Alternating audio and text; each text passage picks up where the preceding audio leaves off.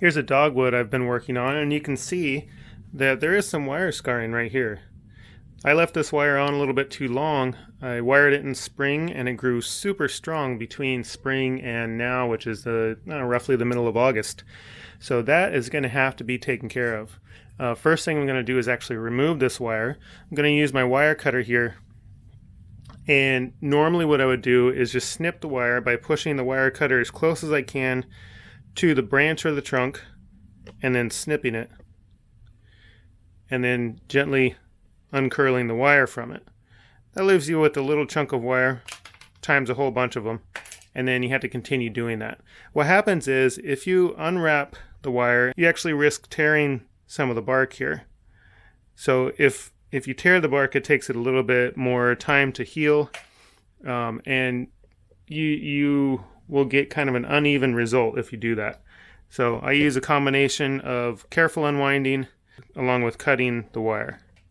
So this is what you're left with if you've left the wire on too long, some unsightly wire scarring. You can come back and clean this up later.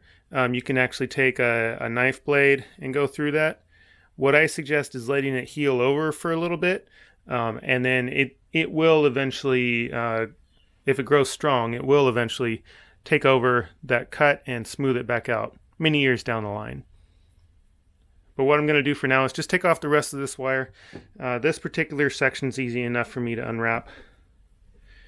And I do that carefully so that I don't break any of the branch off.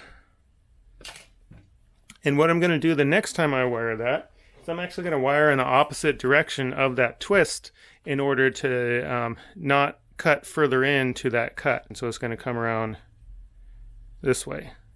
And what that would look like would be something like this, where it's coming across the branch, and you see how it's crossing over those in the opposite direction.